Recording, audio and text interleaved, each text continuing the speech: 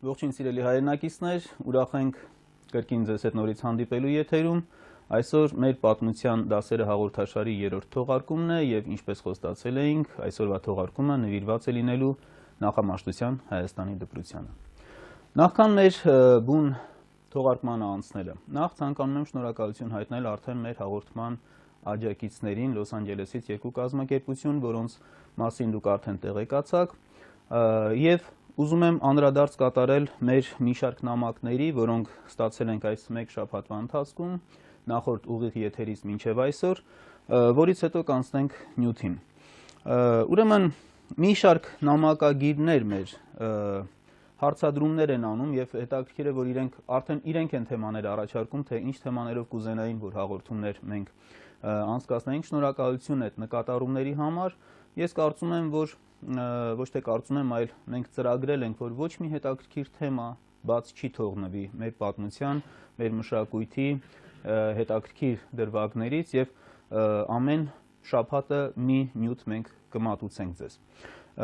Առաջարկների մեջ եղել է Տիգրան Մեծին նվիրված ուրեմն հաղորդում անելու առաջարկ, Մեսրոպ Մաշտոցի մասին, ընդ որում երբ որ մենք ծանոթում ուղարկեցինք նախամաշտոցյան դպրության մասին, որ պետք է ունենանք այսպիսի հաղորդում, դրանից հետո մենք ստացել ենք երկու մեր նամակագիրներից Մաշտոցի մասին հարցադրումներ, մենք դրանց անպայման կանդրադառնանք Մեսրոպ Մաշտոցին եւ հայոց նոր դպրությանը ստեղծված նվիրված հատուկ հաղորդման ընթացքում։ Կան էլի հետաքրքիր, ասենք, համաշխարհային ջրհեղեղ եւ Հայաստան թեմատիկայի մասին մի շարք հարցադրումներ։ Մեր նամակագիրներից հարցում են արել նաև այսպիսի, որ չէ որ հայ գրականությունը եւս մասն է կազմում հայոց պատմության կամ ճարտարապետությունը, մենք ինչու անդրադարձ չկատարենք դրանց։ Ուրեմն ուրախ եմ տեղեկացնելու ձեզ Սփյուռքի համար հեռարձակվող արբանյակային հեռուստատեսության այս հաղորդումների ղեկավար Արթուր Բախտամյանի անունից ընդ որ հաջորդ շաբաթվանից Հ1-ը արբանյակային հեռուստատեսությամբ կսկսի հեռարձակել եւս երկու հաղորդաշար։ Մեկը նվիրված հայ գրականությանը, երկրորդը նվիրված հայ ճարտարապետությանը։ Ինչպես որ խոստացվել էր, Հ1-ի արբանյակային հեռուստատեսության եթերը ավելի ու ավելի կլրացվի ազգային պատմության, ազգային ընդհանրապես արժեքներին նվիրված հաղորդումներով եւ հաղորդաշարերով։ Մեր նամակագիրներից ուրեմն հետաքրքիր է միաժամանակ 3 նամակագիր միանգամից արձագանքել են Հ1-ի արբանյակային հեռարձակմամբ մի հաղորդմանը, ուրեմն Սուլթանյանին մի քանի օր առաջ ուղիղ եթեր է եղել հարցազրույց սփյուռքահայ, կարծեմ հիմի Հայաստանում բնակվող ուսումնասիրողի հետ, Սուլթանյան ազգանունով, որը իր անձնական տեսակետն է հայտնել, ինքը հայերի ծագման հարցում հարում է հին, արդեն ըստ էության քաղաքացիությունից դուրս մղված տեսակետի, թե հայերը եկել են Բալկաններից եւ դա վրդովմունք է առաջացրել, ընդ որում միանգամից, ուրեմն Գերմանիայից Արամ Մկրտչյան, Միացյալ Նահանգներից Արթուր Արմին, Սահակ Գևորգյան, այստեղ նշված չի քաղաքը կամ երկիրը, որոնց երեքի արձագանքնել նույնն էր, որ չի կարելի եթերով նման այսպիսի հայտարարություն անել, ասեմ, որ նա հայտնել է միմիայն իր տեսակետը, որը հայաստանյան հայագիտության տեսակետը չի։ Ես նախորդ հաղորդման ժամանակ ասեցի մեր ակադեմիայի կողմից պատրաստվող քառահատորյակի մասին, որտեղ մանրամասն նաև կանգ է առնված հայերի ծագման խնդրին եւ բնականաբար Հայաստանը որպես հնդեվրոպական նախահայրենիքի կենտրոնական մաս, Հայաստան եւ հայերը որպես տեղաբնիկ ժողովուրդ ներկայացված են այնտեղ։ Ասեմ նաև, որ առաջիկա մեր հաղորդումներից մեկը ամբողջ մի հաղորդում նվիրված է լինելու հայ ժողովրդի ծագման խնդրին եւ բնականաբար մենք անդրադարձ կկատարենք այդ խնդրին եւս։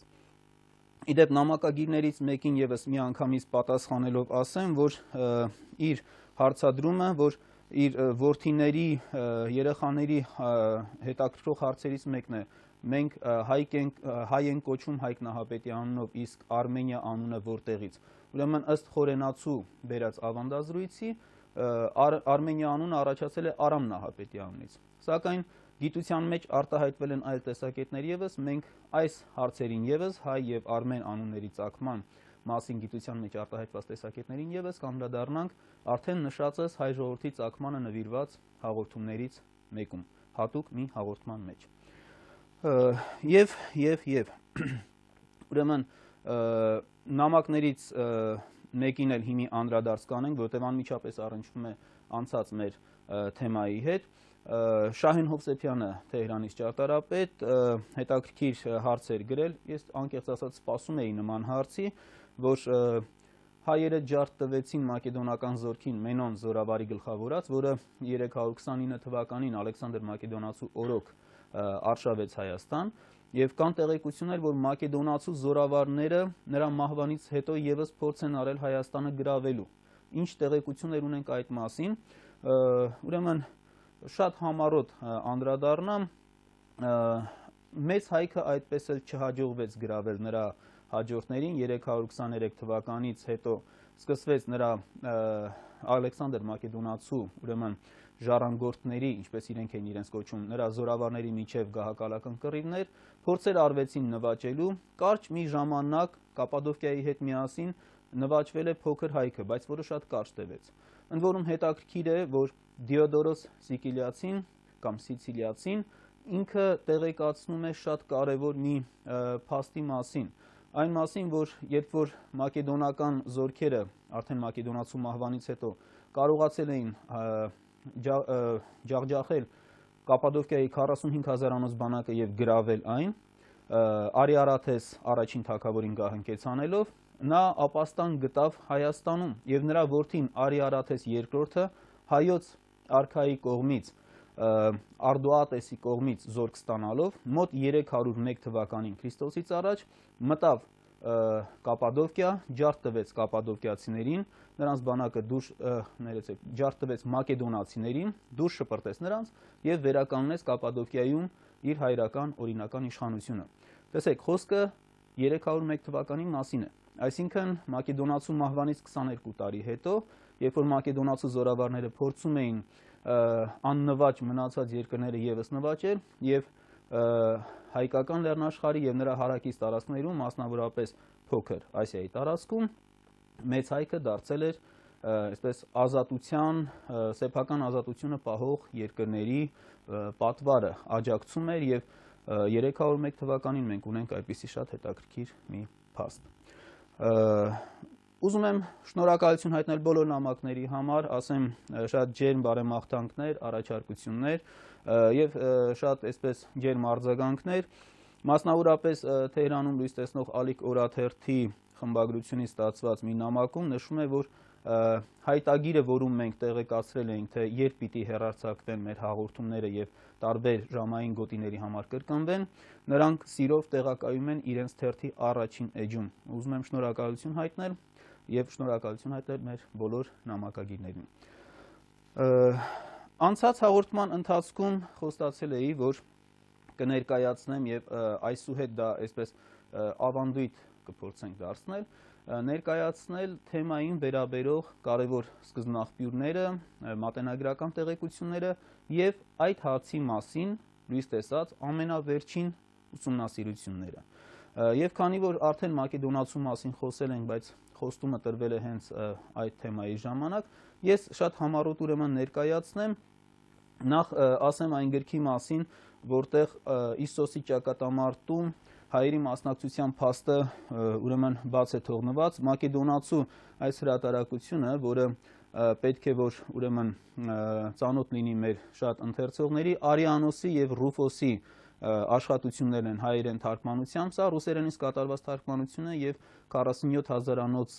հայկական բանակի մասնակցությունը Իսոսի ճակատամարտում Քրիստոսից առաջ 333 թվականին բաց է թողնված։ Փոխարենը բարեբախտաբար մենք ունենք շատ կարևոր լրացումներ եւ այս առումով կարևոր աշխատանք է Մուրադ Օհանյանի ուրեմն Ալեքսանդր Մակեդոնացու արևելյան արշավանքները եւ Հայաստանը շատ կարևոր, իհարկե ծավալով փոքրածավալ, բայց շատ մեծարժեք աշխատությունը, որտեղ մանրամասն անդրադարձ է կատարված ամբողջ այս արշավանքի պատմությանը, ընդ որում հեղինակից ես երեք տեղեկացա, բնակվում է Երևանում, որ ինքը պատրաստում է սրա ավելի ընդարձակ մի տարբերակը Եվ կուզենայի ներկայացնել մակեդոնացու արշավանքների հետ կապված մի ուրեմն աշխատանք ևս, որը լույս է տեսել մի 3-4 ամիս առաջ, սա հայ ժողովրդի պատմության քրեստոմատիան է։ Քրեստոմատիան ուրեմն նվիրվում է հայ ժողովրդի պատմության ներկայացված են նյութեր ողջ նախաքրիստոնեական շրջանից, սկսում է սկզբից մինչև 298 թվականը, այսինքն Տրդատ III մեծի հաստատվելը Մզվինի հաշտության պայմանագրով հայոց գահին, եւ այստեղ երկու բաժին կա։ Մի բաժինը կոչվում է Ալեքսանդր Մակեդոնացու արշավանքները եւ Հայաստանը, երկրորդ բաժինը ուրեմն կոչվում է Հայաստանը Ալեքսանդր Մակեդոնացու հաջորդների օրոք։ Եվ քանի որ եղան նաև հարցումներ, թե որտեղից ինչ աղբյուրներից է վերցված այն կարևոր փաստը, որին ես անցած հաղորդման ժամանակ հատուկ անդրադարձ կատարեցի, Ալեքսանդրի էպոսը եւ ընդ որում հունարեն տարբերակը, ասորերեն տարբերակը, որտեղ Ալեքսանդր Մակեդոնացին ըստ էպոսի ձգտում է անմահության եւ ճանապարհվում է դեպի Եփրատի Տիգրիսի ակունքները, դեպի հայոց աշխարհ անմահություն ձեռք բերելու, այլ կերպ ասած նա կրկնում է նույն ճանապարհը, ինչ որ հին արևելքի ամենահայտնի հերոս Գիլգամեշը։ Եվ այդ մասին տեղեկությունները հավաքված են, ես հիմի նախապես ասեմ, որ երկրորդ անգամ էլ կանգ չառնեմ, այսօրվա հաղորդման մեջ պարզապես ես այլ ուսումնասիրություն չկա, ստիպված եմ վկայակոչել իմ հեղինակած գրքերից, սա խնդրում եմ անհամեստություն չդիտել։ Ուրեմն եւ Գիլգամեշի եւ Մակեդոնացու մասին այս տեղեկությունները իմի են բերված Սրբազան լեռնաշխարհը Հայաստանը Առաջավոր Ասիայի հնագույն հոգևոր ընկալումներում այս գրքույկում եւ որը ունի իդեպ սա մեր Սփյուռքի հայրենակիցների համար ասեմ, ունի թարգմանությունը ուրեմն անգլերեն, տարբերակը անգլերեն եւ անցած տարի հրատարակվեց նաև ֆրանսերեն տարբերակը, այսինքն մեր հայրենակիցների համար անգլիախոս աշխարհում եւ ֆրանսիախոս աշխարհում բնակվող սա նաև հնարավորություն է Հայաստանի մասին եղած տեղեկությունները, հին արևելյան տեղեկությունները, որոնցում Հայաստանը ներկայացնում է որպես սրբազան երկիր, որպես աստվածընտրյալ երկիր եւ առասպելների այսպես մի մեծ շերտ է բացվում հայկական լեռնաշխարհի հետ կապված, դրանք ներկայացված են։ Սա այսքանով ամփոփենք մեր նախորդ հաղորդումը Ալեքսանդր Մակեդոնացին եւ Հայաստանը թեմատիկան եւ անցնենք այսօրվա մեր խոստացած արդեն բուն նյութին, որն է նախամաշտության Հայաստանի դպրությունը։ Ուրեմն ամեն հայ մարդու, ամեն գրագետ հայ մարդու բնականաբար միշտ հետաքրքրում է այդ հարցը, Մաշտոցից առաջ ունեցել ենք արդյոք գրեր, ունեցել ենք արդյոք դպրություն, գրականություն եւ եթե այո, ինչպիսին։ Գիտեք նաեւ, որ դա բավականին երկար մի քանի տասնամյակ առիթ է հանդիսացել բուռն բանավեճերի, որոնք ցավոք սրտի գրեթե հարց չլուծեցին, ընդհակառակը ավելի այսպես ընթերցողի աչքին երբեմն հեղինակազրկեցին այդ բանավեճին մասնակցած գիտնականներին, որովհետեւ բանավեճը մղվում էր ընդհուպ մինչև անձնական վիրավորանքներով, ցավոք սրտի դա այդպես եղավ մի քանի տասնամյակ, ես այսօր դրան չեմ անդրադառնա։ Ես կանդրադառնամ այն նյութերին, մատենագրական տեղեկություններին եւ հատկապես հնագիտական պեղումներից հայտնաբերված նյութերին, որոնք վկայում են նախամաշտության Հայաստանի բավականին մեծ եւ հարուստ դպրության մասին։ Տեսեք, ամեն մի հայ մարդ հավանաբար գոնե մի անգամ առնվազն մի անգամ մտածել կամ ասել այն մասին, որ ոսկե դարում, այսինքն 5-րդ դարում Մաշտոցի, Սահակ Պարթևի եւ նրանց աշակերտների կողմից կատարված հայոց Աստվածաշնչի հայերեն թարգմանությունը, որ իրավամբ շատ ուսումնասիրողներ համարում են թարգմանությունների թագուհի, արվել է բացառիկ, այսպես ճոխ լեզվով եւ բնականաբար տրամաբանորեն կարելի է մտածել, որ Հայաստանը դրանից առաջ պետք է ունեցած լիներ գրավոր ավանդույթ, հակառակ դեպքում զրոյական մակարդակից հնարավոր չէ լինի նման մակարդակի ապահովումը։ Սա տեսական։ Մենք ունենք մի շարք տեղեկություններ, որոնց ես կուզենայի հատուկ անդրադառնալ։ Տեսեք, եթե մենք չունենայինք որևէ ուրիշ փաստ, հատուկ շեշտում եմ, միայն այն փաստը, որ ըստ Ագաթան Գեղոսի հայոց նախաքրիստոնեական դիցարանում պաշտվում էր դպրության Աստված Տիրը, բավական է պատասխան տալու հարցին դրական կերպով։ որովհետև որևէ ժողովուրդ, որ չունի դպրություն, չէր կարող ունենալ դպրության Աստված։ Սա ընդունենք որպես անառարկելի ճշմարտություն։ Սակայն մեզանում ինչի կասկածը առաջացավ 20-րդ դարի հատկապես 30-ական թվականներից, 20-ական 30-ական թվականներից մինչև 80-90-ական թվականները այս հարցադրումը կար եւ մինչև այսօր դեռևս որոշ մարդկանց մոտ հարցը շարունակում է առկախ մնալ։ Տեսեք, որովհետև հնագիտական պեղումների ընթացքում 19-րդ դարի վերջին եւ 20-րդ դարի սկզբին դեռևս չէին հայտնաբերվել մեծ քանակությամբ նախամաշտության շրջանի գրակիր հուշարձաններ։ Շեշտում եմ մեծ քանակությամբ, որովհետև կային հայտնաբերված, ասենք 1911-27 թվականներին արդեն գտնվել էին Ցոլակերտից 2 արձանագրություն, Արմավիրից 1 արձանագրություն, որոնք վերծանված չէին եւ ցավոք սրտի մինչ օրս վերծանված չեն, բայց այդ հատուկենտ արձանագրությունների հիման վրա գիտնականները խուսափում էին մեծ եզրակացություններ անելուց։ Հետագայում է, որ շատ մեծ քանակությամբ գտնվեցին եւ այսօր մենք ունենք մի քանի հազար արձանագրություն։ Սա հիմի ես ասում եմ եւ որպեսզի խոսքս այսպես օդի մեջ չընչի, քիչ հետո մենք նաեւ կտեսնենք պատկերները դրանց։ Պարզապես ես հիմա անդրադարձ կատարեմ մատենագրական մի քանի տեղեկությունների։ Բացի Ագաթան Գեղոսի այս տեղեկությունը դպրության Տիրաստծո մասին, մենք ունենք նույն Ագաթան Գեղոսի մեկ այլ տեղեկություն, ավելի շուտ ասենք 2 անգամ եւս հիշատակում է։ Առաջինը, երբ որ ինքը ներկայանում է որպես մարդ, որը տիրապետում է մի քանի լեզուների եւ գրերի, այդ թվում նաեւ նշանագրերի արվեստին։ Բնականաբար այստեղ խոսքը պետք է լիներ հայկական նշանագրության կամ պատկերագրության մասին։ Մեկ ուրիշ տեղում այն դրվագում, երբ որ Գրիգոր Լուսավորչին չարչարում են եւ Գրիգոր Լուսավորիչը ինչ որ բաներ է ասում է, որ այդ ժամանակ Տրդատի քրմերը գրի առան նշանագրերով եւ իրենց գրի առածը գնացին եւ կարդացին թագավորի մոտ։ Հասկանալիորեն այստեղ եւս նշանագիր ասացի տակ կարելի է հասկանալ մեհենագիրը։ Այնուհետև մենք ունենք շատ կարևոր տեղեկություններ, ասենք Մովսես Խորենացու մոտ տեղեկությունների մի ամբողջ շարք կա, մասնավորապես ասենք Օղիում քրմի մասին տեղեկությունը, որը եկավ Հայաստան 2-3 դարերի սահմանագծին, փորձում էր քարոզել քրիստոնեական իր ուսմունքը, սակայն հաջողություն չունեցավ եւ գնաց Անիի Դարանաղյաց Անի, Արամազդի պաշտամունքի գլխավոր կենտրոն եւ այնտեղից թարգմանություններ կատարեց այնտեղ պահվող մեհենական մատյաններից ասորերենի եւ հունարենի։ Բնականաբար նշանակում է սրանք ասորերեն չէին եւ հունարեն չէին, հետեւաբար պետք է լինեին հայերեն։ Հակառակ դեպքում ասորերենից ասորերեն կամ հունարենից հունարեն թարգմանություն չէր կարող լինել։ Կամ մեկ ուրիշ դրվագ Խորենացու մոտ Արամ Նահապետի մասին, Արամ Աշխարհակալի մասին, երբ որ խոսում է, ասում է նա, որ գրավեց Կապադոկիայի տարածքը եւ ստիպեց տեղացիներին ուսանել ըզլեզուս եւ ըսխոսս հայկական, հայոց լեզուն եւ խոսքը։ Հասկանալիորեն առանց դպրության լեզուն եւ խոսքը չեն ուսուցանում։ Ունենք օտար աղբյուրների տեղեկություններ, ասենք ես բերեմ 3 օրինակ։ Փիլոստրատոս պատմիչը, հույն պատմիչ, տեղեկացնում է, որ Արշակ առաջին արքայի ժամանակ, որը իդեպ իշխել է մեր թվարկության 34-35 թվականներին, գտնվել է աստվածներին նվիրված մի հովաս, Ապոլոն Դիանացու կյանքը ուսումնասիրության մեջ այդ մասին գրում, որի վզին կար ոսկյա ժանյակ եւ վրան հայերեն գրերով գրված էր Արշակ թագավորից Նյուսի Աստծուն։ Հայերեն գրերով գրված էր, հատուկ շեշտում է հեղինակը։ Կամ մեկ ուրիշ շատ հետաքրքիր տեղեկություն, Հիպոլիտիս պատմիչը,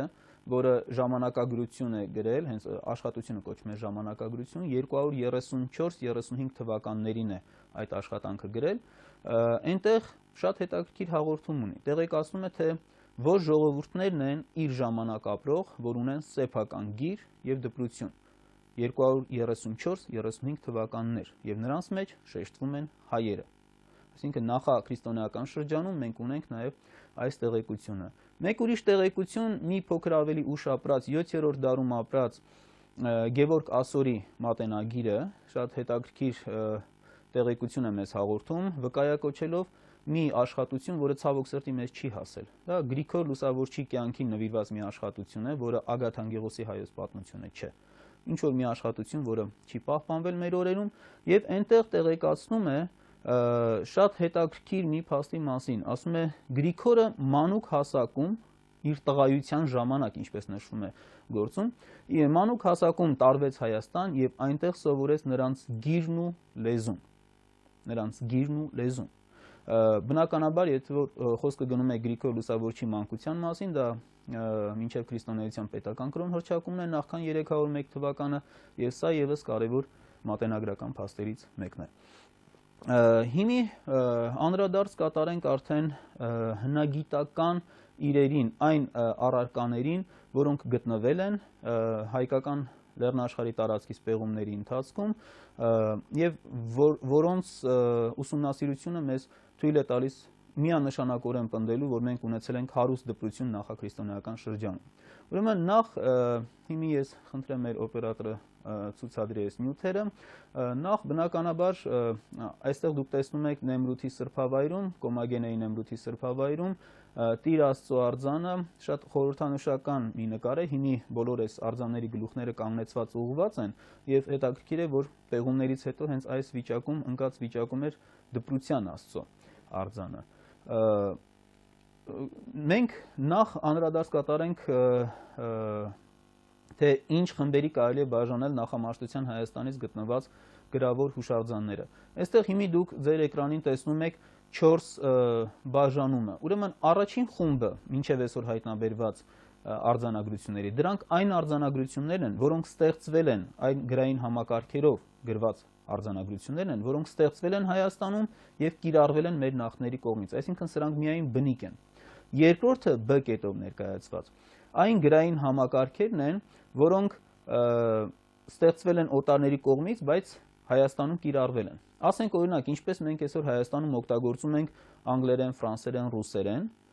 եւ օգտագործում ենք հայերենին զուգահեռ։ Ուրեմն մենք կանդրադառնանք 7 այդպիսի գրային համակարգ ենք մենք օգտագործել, ընդ որում օգտագործել ենք մեր մեհենագրությանը զուգահեռ, իսկ մեհենագրությունը ներկայանում է 5 ճյուղերով։ Երրորդ կետում, G կետում դուք տեսնում եք արձանագրություններ գրված օտարների կողմից։ Սրանք մեր գրավոր մշակույթի մեջ չեն մտնում։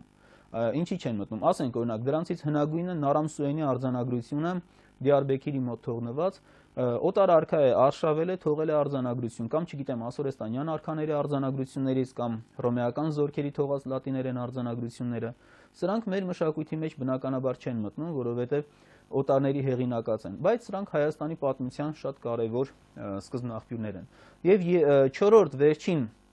խումբը, դրանք առեղծվածային ծագումով եւ անհայտ նշանակությամբ գրային հուշարձաններն են, որոնք չափազանց հետաքրքիր են եւ քիչ անց մենք կանդրադառնանք դրանց։ Երկու այդպիսի գրային համակարգ ունենք եւ ունենք նաեւ առանձին եզակի օրինակներով գտնված հուշարձաններ, որոնք դեռևս վերծանված չեն եւ շատ առեղծվածային այսպես նշանակություն ունեն։ Ուրեմն մենք հիմի անցնենք արդեն բուն նյութին։ Մեր գրային մշակույթը սկսում է ժայռապատկերներից։ Հիմի խնդրենք օպերատորը ցույց կտա։ Ժայռապատկերները, ընդ որում, սա դեռևս գիր չի։ Սրանք նախագրային փուլի հուշարձաններ են։ Դուք տեսնում եք ձեր էկրանի ձախ կողմում, ուրեմն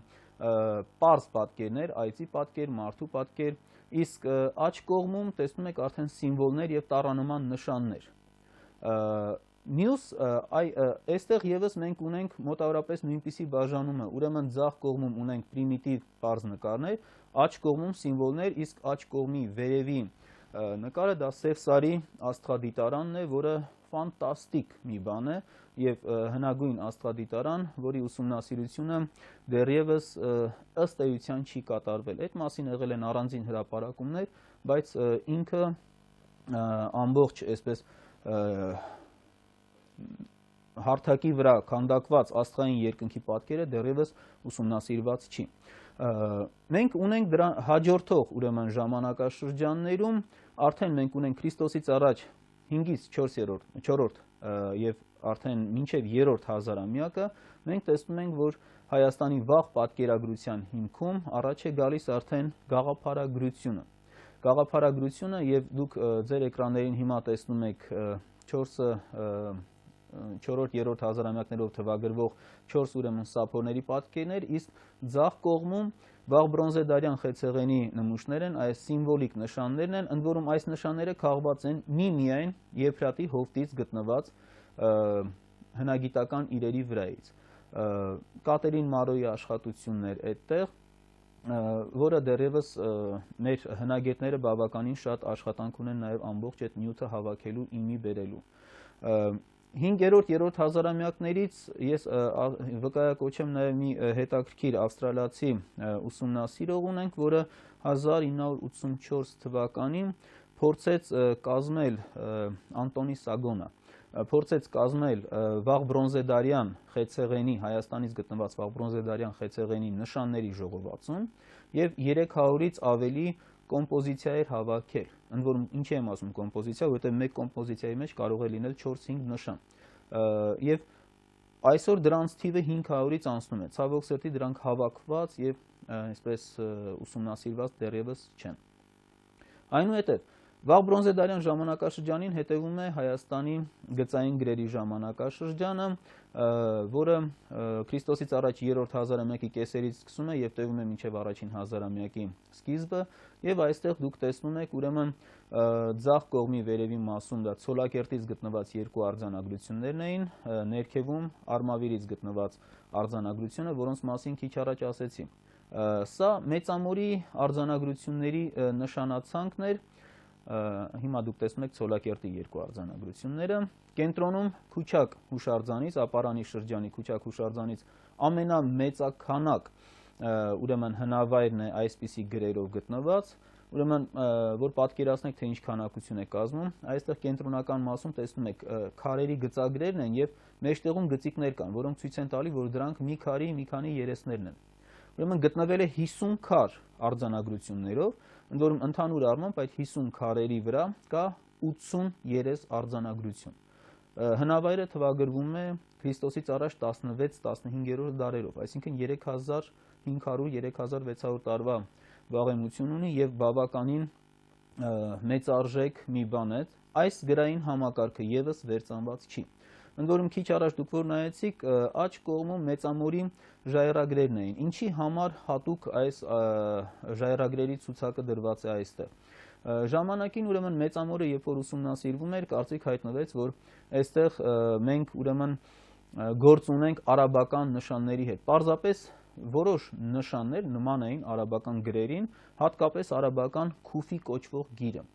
Սակայն նշանացանքը ես ինքս ինձ համար երբ որ կազմեցի, արաբական քուֆի կոչվող գիրը ունեցել է ընդամենը 28 նշան։ Այստեղ 60-ից ավելի նշան կա։ Այսինքն ինքնին դա բացառվում է եւ այս նշանները մեծամորի գտնվել են հենց այն տարածքներում, որտեղ մեծամորի հայտնի աստղադիտարանն է Քրիստոսից առաջ 26-28-րդ դարերին եւ գտնվել են նաև մեծամորի մետաղաձուլարանների հարևանությամբ, որոնք եւս Քրիստոսից առաջ 4-րդ, 3-րդ հազարամյակներով են թվագրվում եւ խոսում են ժամանակաշրջանի Հայաստանի հզոր մշակույթի, հզորագույն տերմինը իհարկե կարելի է օգտագործել մշակույթի մասին։ Այս ժամանակաշրջանից ուրեմն Հայաստանի գծային գիր, ինչի ենք ասում գծային գիր, որովհետև նշանները արդեն զարգանալով կորցրել էին իրենց նախկին պատկերայնությունը, մենք ունենք այս ժամանակաշրջանից ուրեմն մոտ 300 արձանագրություններ, որոնք եւս դեռևս վերծանված չեն։ Հաջորդ ժամանակաշրջանը մենք որ ունենք, դա Վանի թագավորության մեհենագրությունն է։ Այս ժամանակաշրջանի մեր մեհենագրերը մոտ 300 նշան էին կազմում եւ արդեն վերծանության առաջին արդյունքները ստացված են, աջ կողմում վերծանված նշանների ցանկն է դուք հիմի որ տեսնում եք, եւ մոտ 60 նշանն է վերծանված դեռևս, այսինքն 20%-ն է գրային համակարգի վերծանված, շատ հետաքրքիր գրային համակարգ է։ Գրության ուղղությունը եղել է աջից ձախ, այսինքն մերի հակառակ։ Նաև ունեցել է ուղղահայաց գրության դեպքում վերևից ներքև եւ վերծանության առաջին արդյունքները ստացվեցին, ձեր էկրանին հիմա երևում է այստեղ դուք տեսնում եք վերծանված նշանների ցանկ, Վանից գտնված սալիկը եւ բրոնզե թիթեղը Վանի շրջանից որ դուք տեսնում եք, այստեղ պատկերված են Աստծո դիմաց կանգնած Իշխպուինի նրա տիկինը Թաքուհին եւ Մենուան Մանուկ արքայազնը ու նրա դաստիարակը, որոնց բոլորի գլխավերևում նշված է նրանց անունները եւ առաջին վերծանված անունները, որ ստացվեցին, Իշխպուինի եւ Մենուա անուններն էին։ Այնուհետև Վանի թագավորության ժամանակաշրջանից հետո մենք տեսնում ենք, որ հայկական սա շատ կարևոր երկրորդ ուրեմն բրոնզե թիթեղն է, որը համադրվեց այն առաջինի հետ, նույնպես Վանի շրջանից է գտնված, այստեղ Խալդի աստվածն է կանգնած առյուծի վրա, դիմացը դուք տեսնում եք 4 հիերոգլիֆ նշան դիցուհու գլխին, որը կարդացվում է Ինուանի։ Իդեպ երկրորդ նշանը աջից ի նու ա նի, այս նու վանկը կրկնվում էր մե նու ա։ Երկու դեպքում էլ նու վանկը կրկնվում էր եւ սա հետաքրքիր բանալի ծառայեց նաեւ վերծանության համար, որը կատարվել էր 1995 թվականին դեռևս։ Այնուհետև Վանի թագավորության ժամանակաշրջանից հետո մենք տեսնում ենք, որ մեհենագրերը սահմանափակվում են ուրեմն տաճարներում, մեհյաններում։ Թագավորական իշխանությունը մեզանում Երվանդունիների վերջին շրջան, Արտաշեսյաններ եւ Արշակուններ սկսում է փոխառել ավելի այսպես քիչ նշանային համակարգ ունեցող այբուբենները, մասնավորապես արամեական այբուբեն, հունական այբուբեն, հասկանալիորեն սա ավելի պրակտիկ էր, որովհետև ասենք շատ ավելի հեշտ էր մի բան գրել 24 կամ 22 տառով, քան թե ասենք 300 կամ 400 նշանով։ Սակայն հայոց քրմությունը հրաժարվում է ընդունել օտար այբուբենները, ճիշտ նույն երևույթը տեղի է ունեցել նաև Եգիպտոսում։ Եգիպտոսում հելենական ժամանակաշրջանում, հելենիստական ժամանակաշրջանում ստեղծվեց 24 տառանոց այբուբեն։ Եգիպտական քրմերը հրաժարվեցին դա օգտագործելու։ Ինչու համար։ Որովհետև գործում էր սրբազան ավանդույթին հավատարիմ մնալու սկզբունքը։ Քրմերը նախընտրում էին Աստծո ստեղծած, իսկ ըստ հավատքի մեհենագրությունը հենց Աստված է ստեղծել եւ տվել մարդկանց, Աստծո ստեղծած 1000-ից ավելի նշանները, քան թե մարդու ձեռքով ստեղծած 24-ը։ Եվ սրբազան ավանդույթին հավատարիմ մնալը մենք տեսնում ենք, ինչպես Եգիպտոսում, նույնն էլ կատարվեց Հայաստանում եւ դրա համար է, որ մեհենագրությունը սահմանափակվեց մեհյաններում։ Հետագայում 301 թվից հետո, երբ որ քրիստոնեության ընդունումով կարգելվի նախորդ կրոնը եւ նախորդ կրոնի բաղադրամաս դիտվող մեհենագրությունը, հայկական մեհենագրերը մենք տեսնում ենք արդեն հմայելներում, միջնադարում 12, 13, 14-րդ դարերից սկսած միջնադարյան մատյաններում մենք տեսնում ենք որպես նշանագիրք իմաստնոց, այսինքն իմաստների նշանագրեր, գաղափարագրեր, որոնք սկսեցին օգտագործել արդեն համառոտագրության իմաստով։ Մինչև այսօր Հայաստանում դեռևս դրանք կիրառվում են որպես հմայագրեր եւ դրանք շարունակվում են հարատևել վարպետների նշաններում, որովհետեւ երբ որ ասենք վարպետը ստանում էր օծում, քուրմը նրան տվել էր որևէ ասենք նշան, որը կարող է ինչ-որ մի տիտղոս նշանակել կամ ինչ-որ մի բառ, եւ հետո ժառանգաբար դա անցնում էր հորից որդի, շատ հաճախ որդիները չէին էլ հիշում։ Սա Ուրեմն Քրիստոսից առաջ երկրորդ հազարամյակում մենք ունենք Հայաստանում ներմուծված գրային համակարգեր։ Հիմա դուք ձեր էկրանին տեսնում եք այդ գրային համակարգերից ամենավաղ ներմուծվածը խեթալուվիական հիերոգլիֆ արձանագրությունները, որոնք Հայաստանում կիրառվել են 15-ից 8-րդ դարերում Քրիստոսից առաջ։ Այս պատկերը դուք որ տեսնում եք, գտնվել է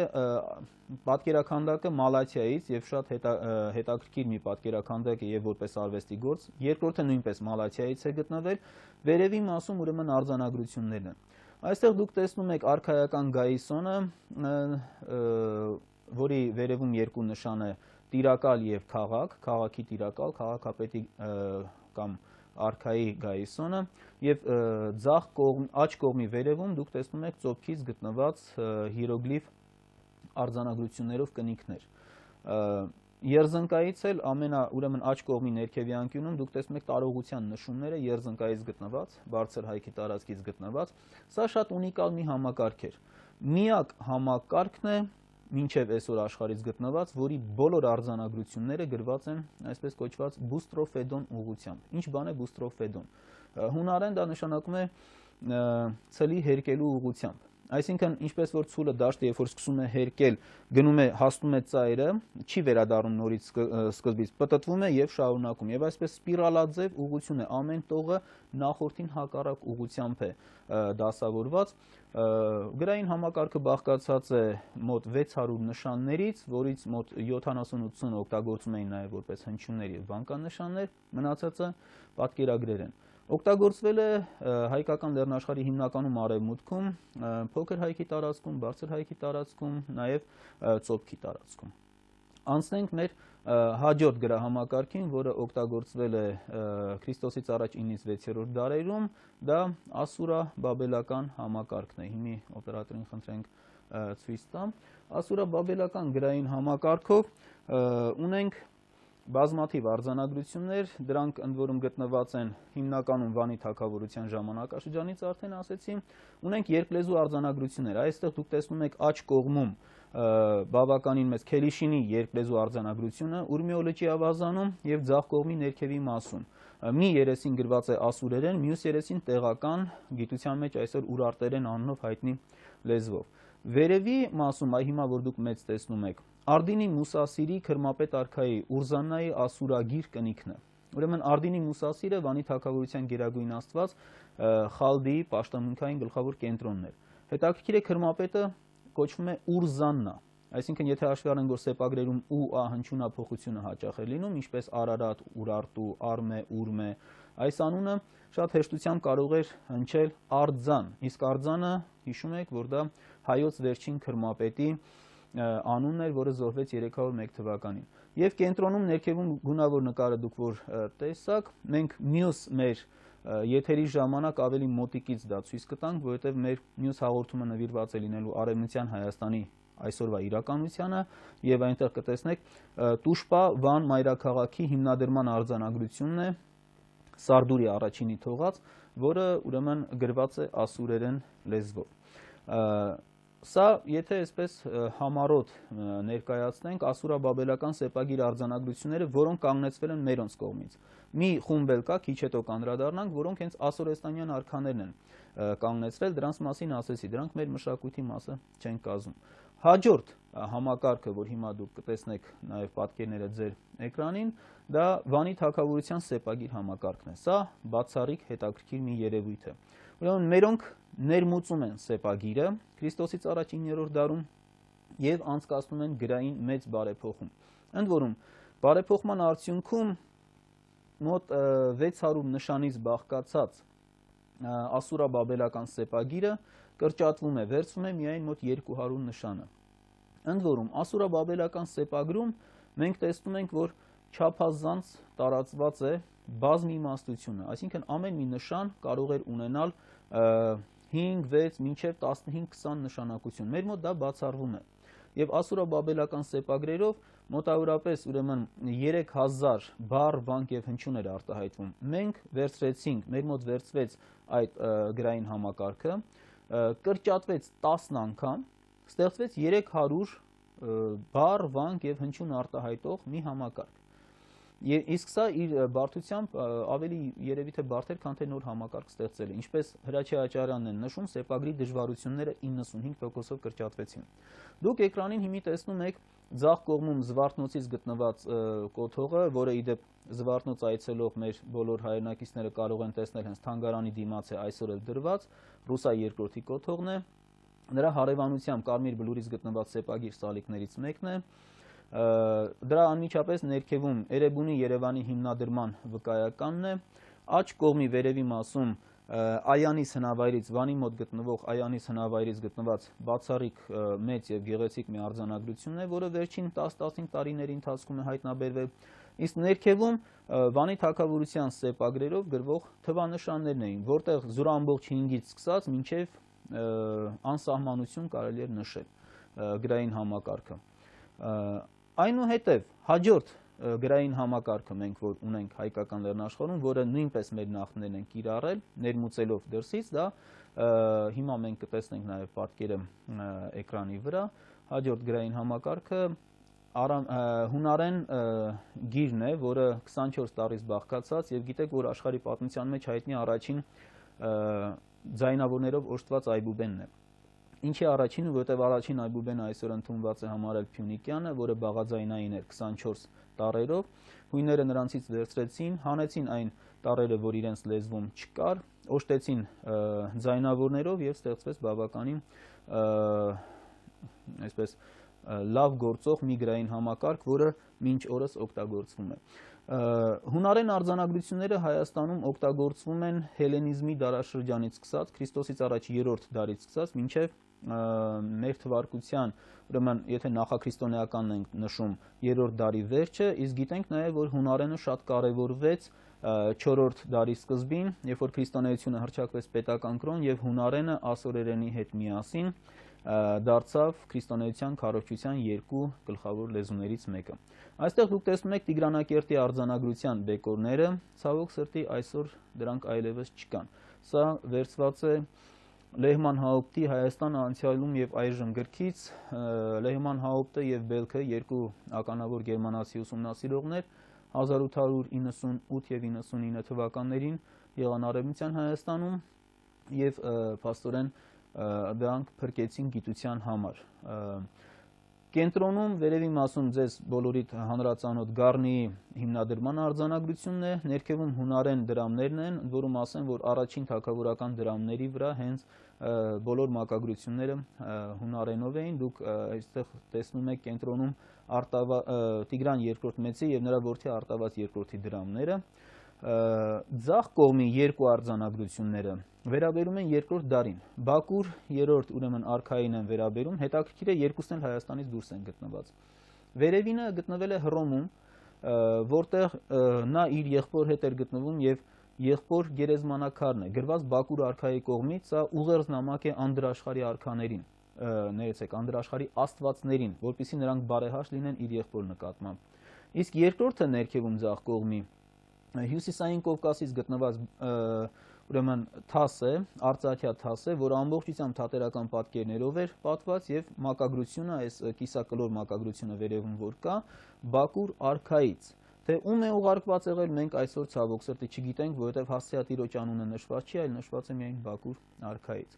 Բավականին շատ են, այստեղ կարելի է հիշատակել Արմավիրի արձանագրությունները, որոնք ողբերգությունների հատվածներ էին եւ կարծիք կա, որ դրանք Արտավազ II-ի հեղինակած ողբերգությունների հատվածներից պետք է որ լինեին։ Հաջորդ գրային համակարգը արամեական գրերն էին։ Սրանք 22 տարից բաղկացած բաղաձայնային այբուբեներ, իրենցից ներկայացնում են 22 տարից բաղկացած բաղաձայնային այբուբեն եւ կիրառվել են Հայաստանում բավականին երկար ժամանակ։ Այստեղ դուք տեսնում եք սահմանակարերը, որը Արտաշես առաջինին է վերագրվում, դրանց վրա հանդիպում է Արտաշես առաջին, բարի, որդի Զարեհի, Երվանդական, հողը բաժանեց գյուղերի միջև։ Տեսնում եք Արտաշատից գտնված Լաջվարդե թասը եւ Թեղուտից գտնված ամենամեծ սահմանակարերից մեկը։ Այս սահմանակարերը, ասեմ, որ ընդհանրապես արամեատար արձանագրությունները դեռևս լիակատար ընթերցված չեն։ Եվ մենք ունենք մի շարք դեպքեր, երբ որ միևնույն արձանագրությունը, ասենք, Սևանա լճի ավազանից գտնվեց եւ հետագայում ներկայացում է, ասենք, Դյուպոն Սոմեր, շատ հայտնի ֆրանսիացի արևելագետ, ինքը կարդում էր որպես Ձկան որսի սրբազան արարողության մասին արձանագրություն, բայց միևնույն արձանագրությունը հետագայում կարդացին Արտաշես թագավոր, որ հողը բաժանում է գյուղերի միջև։ Կամ միևնույն արձանագրությունը նույն հեղինակը սկզբում կարդաց Արտաշես թագավոր, հետո Նեգփար, Թագադիր ասպետ եւ այլն, բայց 6 տարի հետո նույն հեղինակը իր իսկ կարդացած արձանագրությունը մերժեց իր ընթերցումը եւ ասաց, որ այդտեղ պիտի կարդալ Նեգփար, Թագադիր ասպետ, որդի աշխարհասարտի այս արտահայտության փոխարեն պիտի կարդալ նա, որ մարտնչում է չարի դեմ հանուն բարու հաղթանակի։ Աղաղակող այս տարբերությունը ինչ խոսք վստահություն չի ներշնչում։ Եվ ասեմ, որ դեռևս 40-ական թվականներից Հովսեփ Օրբելու շատ կարևոր նկատառումը կա, որ վերջերս կարծես նորից վերադարձ է կատարվում, որ այս արձանագրությունները պետք է ընթերցել այնուամենայնիվ հնագույն հայերենով, որովհետև սրանք կարող էին լինել մեր մոտ ներմուծված եւ հարմարեցված հայերենին։ Ասեմ, ես ինքս, երբ որ հետաքրքրում էր դա եւ բոլոր այս արձանագրությունները փորձեցի հենց բնօրինակները մոտիկից նայել, ես այնտեղ գտա նաեւ մի քանի նշան, որոնք չեն երբեք չեն եղել արամեական այբուբենում։ Ասենք այսօրվա անգլերեն T տառի շրջված տեսքով նշանը, որը հանդիպում է լազուրիտի թասի գրության մեջ եւ որևէ կերպով չի բացատրվում։ Այդպես 2-3 նշան կար եւ իմ անձնական տպավորությունը այն է, որ Այնուամենայնիվ Հայաստանում պետք է տեղի ունեցած լիներ նոր գրային բարեփոխում եւ այս գրերը կարող էին հարմարեցված լինել հայերեն լեզվին։ Այնուհետև Հայաստանում մենք տեսնում ենք 4-րդ 5-րդ դարերի սկզբին, 4-րդ դարում եւ 5-ի սկզբին օգտագործվել է նաեւ ասորերենը եւ պարսկերենը, միջին պարսկերենը կամ պահլավերենը։ Մենք ունենք բազմաթիվ մատենագրական տեղեկություններ, սակայն ոչ մի արձանագրություն մինչ օրս դեռևս չի հայտնաբերվել։ Մենք գիտենք, որ դպրոցներ էլ բացվեցին 4-րդ դարում, մատենագիրները եւ Ագաթան Գեղոս, եւ Ֆավստոս Բուզան, եւ Խորենացի վկայում են, սակայն ոչ մի ասորագիր եւ ոչ մի պահլավագիր կամ միջին պարսկերենով գրված որևէ արձանագրություն դեռևս չի հայտնաբերվել նախամաշտության շրջանի։ Այնուհետև հիմի անցում կատարենք, մի քիչ արագ անցում կատարենք 3-րդ խմբին, օտար գրային համակարգեր, այստեղ դուք տեսնում եք ուրեմն ձախ կողմի առաջինը Նարամ Սոյենի արձանագրությունը Քրիստոսից առաջ 23-րդ դարում Դիարբեքիրի մոտ թողնված, դրանից ներքև Նախիջևանի շրջանից գտնված բաբելերեն սեպագիր արձանագրությամբ վնասված մի կնիք է, կենտրոնում նույնպես Դիարբեքիրի շրջանից հին ասուրերեն արձանագրությամբ թուր է եւ այդ արձանագրությունը հաղորդում է, որ թուրը նվիրված է եղել անդրաշխարհի Աստծո պաշտամունքին, եգիպտական հիերոգլիֆներով կնիքներ, ներքևում մենք տեսնում ենք ասուրաբաբելական, այս պատկերի կենտրոնում դուք տեսնում եք Աքեմենյան արձանագրություն Վանի ժայռի վրա, ձախ կողմում էլամերեն արձանագրություններ, ունենք ուրեմն շատ հետաքրքիր արձանագրությունների խումբ։ Հունարեն արձանագրությունները ես ասացի, մեր նախնիները կիրառել են եւ սա մի առանձին խումբ է։ Առանձին մի խումբ կազմում են Հայաստանից գտնված հունարեն այն արձանագրությունները, որոնց հեղինակները հայեր չեն։ Ասենք օրինակ հռոմեական բանակի զինվորների թողած տապանագրերը, իրենց ասենք զինվորների կամ իրենց նույնիսկ մենք ունենք զորավարներից մեկը իր տիկնոջ գերեզմանակարն է թողել եւ դրա վրա հատուկ այսպես նույնիսկ պոետիկ մակագրություն է չափածո ուրեմն եղերերք է գրել դամբարանի վրա։ Ունենք օտարների թողած արձանագրություններ են սրանք եւ օտարների թողած են ամբողջությամբ լատիներեն արձանագրությունները։ Մեր աշխատանքների մեջ, հայագիտական աշխատանքների մեջ երբեմն սխալեն միտքն է շրջանառվել, որ Հայաստանում նախամաշտության Հայաստանում կիրառված գրերի մեջ պետք է ներառել նաև լատիներենը, սակայն այսօր Հայաստանից գտնվել են բավական մեծ թվով լատիներեն արձանագրություններ եւ դրանցից ոչ մեկի հեղինակը հայերը չեն։ Բոլորի հեղինակները առանց բացառության հռոմեական բանակներն են, հռոմեական լեգիոնների թողած, նրանց զորահրամանատարների թողած արձանագրություններ են, որոնք ինչ խոսք շատ կարևոր սկզբնաղբյուրներ են մեր ժողովրդի պատմության համար։ Այնուհետև մենք անցնենք մեր հաջորդ խմբին, խնդրենք օպերատորին այս պատկերներն էլ ցույց տա, որտեղ մենք նամակներ ունենք, փորձենք հասցնել։ Առեղծվածային սեպագիր, ուրեմն 3 սեպագիր արձանագրություն ունենք, ձախ կողմինը դուք տեսնում եք վերևում լուսանկարը, ներքևում գրչանկարը, գտնված է ուրեմն կարմիր բերդից, աջ կողմի վերևում Նախիջևանից արձանագրությունն է եւ սեպագիր արձանագրություն է, սա արտառոց սեպագիր է, աշխարհի ոչ մի սեպագրի նման չի, ընդ որում կենտրոնում սեպագրի այդ նշանացանկն է կազմված, երբ որ փորձեցինք նշանացանկը կազմել, մոտավորապես 20-ից 30 նշան է, այստեղ ավելի մոտիկից դուք լուսանկարն եք տեսնում, եւ տպավորություն է, որ սա սեպագիր այբուբեն է, ընդ որում սա կարող է ստեղծված լինել տեղում, որովհետեւ հենց հարևանությամբ մենք տեսնում ենք մեծ թվով խեցեղեն նշաններ, որոնց վրա կան եռանկյունիներ։ Այս համակարգը վերծանված չի։ Երկրորդը հիմի դուք տեսնում եք առեղծվածային հսկայական նշաններ։ Ես հատուկ աջ կողմում դրեցի նկար, որտեղ մարդ է կանգնած նշանի կողքը։ Սրանց նշանները իրենք չափազանց մեծ չափերի են, զարմանալի է։ Նշանի ուրեմն խորությունը 6-ից 30 սանտիմետր է։ Լայնությունը հիմա մենք հետ գնանք, այս մի քիչ հետո սրան կանդրադառնանք։ Ուրեմն խորությունը 4-ից 6 սանտիմետր, լայնությունը 30 սանտիմետր, լայնությունը 6-ից 30 սանտիմետր։ Նշանների չափը, մի նշանի չափը տատանվում է 70 սանտիմետրից մինչև 3 մետր։ Եվ տեղ կա, որ այս կողմում կանգնես, այն կողմը կարող է չտեսնես։ Ինչ են սրանք։ Առեղծվածային հսկայական նշաններ։ Արդյոք սրանք արված են որպես,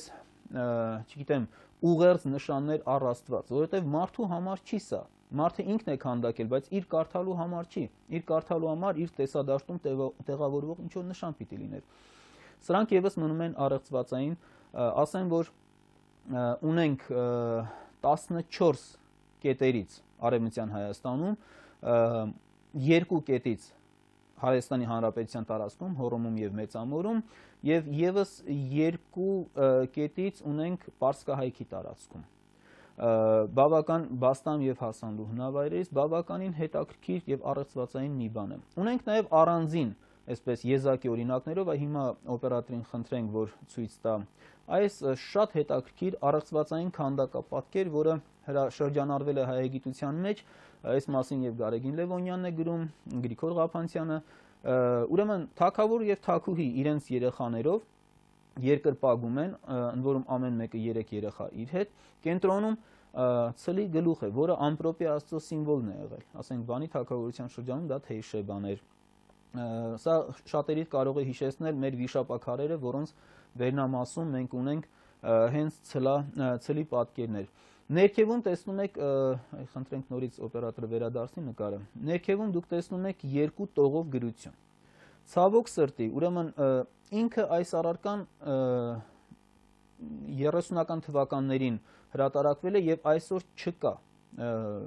Պետք է, չգիտեմ, մենք ունենք արձանագրություններ կորած, որոնց հետքերով պետք է գնանք, այդպիսի արձանագրություն, կորած արձանագրություն ունենք նաև Տիգրան Մեծի շատ մեծ մի պատկերաքանդակով արձանագրությունը, որը կորել է 1869 թվին։ Հիմա ներքևի 2 տողում նշաններ են եւ քանի որ ինքը հեթանոսական պաշտամունքային իր է, բնականաբար ենթադրվում է, որ մեհենագրեր կարող են սա լինել։ Ցավոք սրտի շատ մաքուր չի լուսանկարը եւ հնարավոր չի սրանից դեռևս վերծանության ուղղությամբ ինչ-որ փորձեր անել։ Բայց ունենք այսպիսի, օրինակ մի արձանագրություն ունենք Բաղաբերդից, որի վրա 2 նշաններ կան, սրանք եզակի օրինակներով են հայտնի։ Եվ այս ամբողջը մենք տեսնում ենք, տեսեք, մենք շատ արագ թվարկելով անցանք եւ առեղծվածային եւ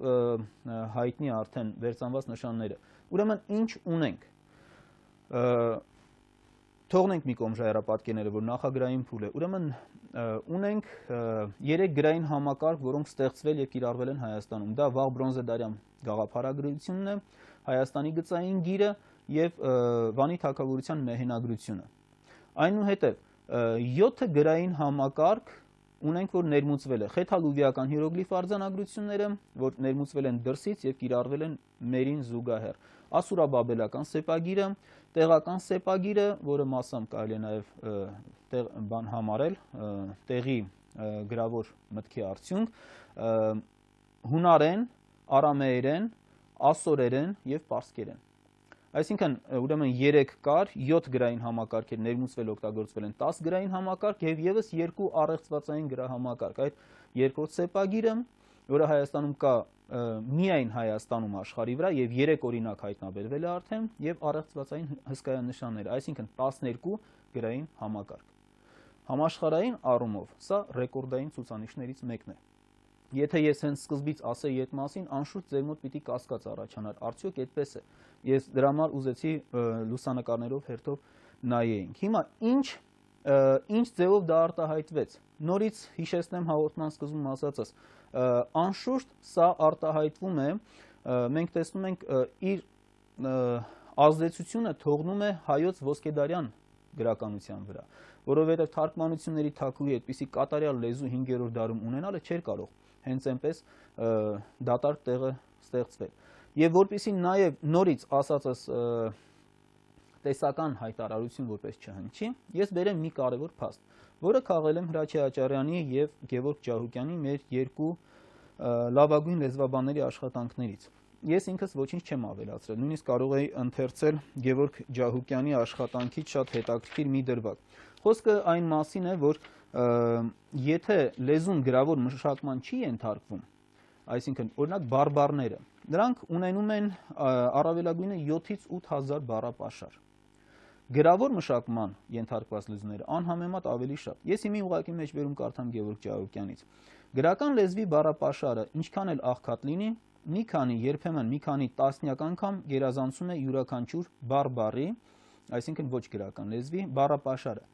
Բարբառի միջին բառապաշարը սովորաբար հաշվում է 7-ից 8000։ Գրաբարի մեջ ավանդված բառապաշարը, այն էլ ոչ լիովին հայտնի, անցնում է 60 000-ից։